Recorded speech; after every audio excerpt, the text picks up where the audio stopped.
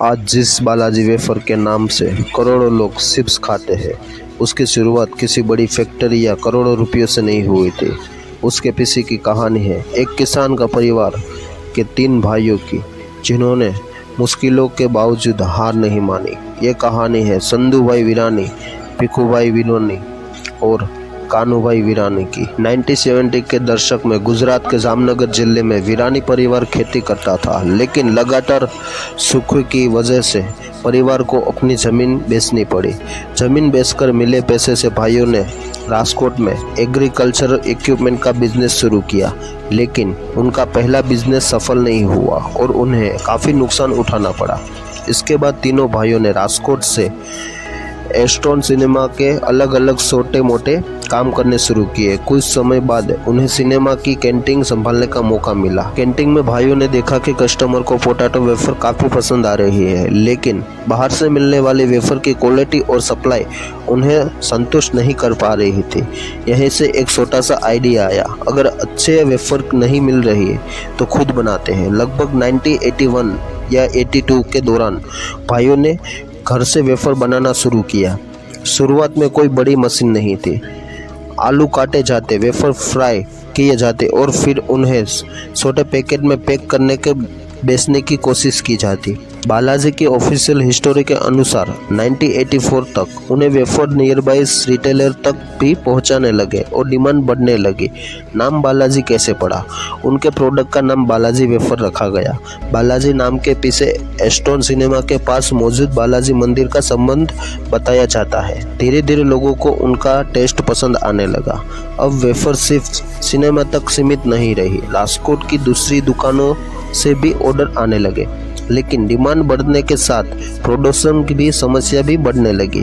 तीनों भाइयों ने रिस्क लिया और बिजनेस को आगे बढ़ाने के लिए लोन लेकर प्रोडक्शन फैसिलिटी बनाने की दिशा कदम बढ़ाया। 1989 में राजकोट के AGI GIDC में उनकी पहली फैक्ट्री स्थापित हुई। यह बालाजी के सफ़र का बहुत बड़ा टर्निंग पॉइंट था। इसके बाद बालाजी ने धीरे धीरे प्रोडक्शन और टेक्नोलॉजी पर इन्वेस्टमेंट बढ़ाया। 1990 में कंपनी ने अपने ऑपरेशन को बड़े स्केल पर ले जाना शुरू किया।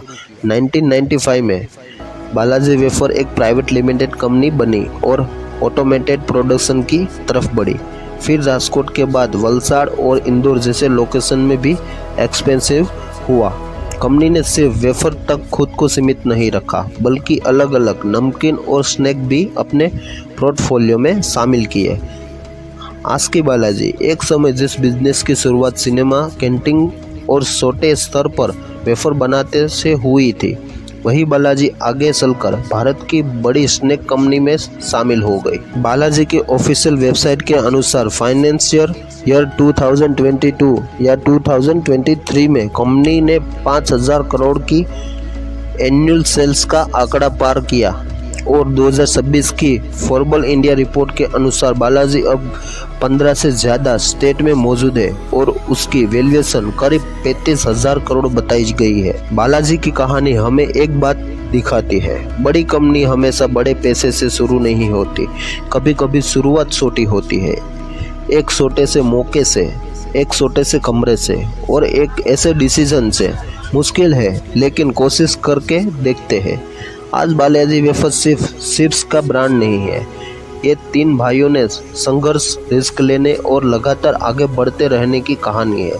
एक सिनेमा कैंटीन से शुरू हुआ सफ़र आज हज़ारों करोड़ों बिजनेस तक पहुंच चुका है। यही है बालाजी वेफर की असली शुरुआत।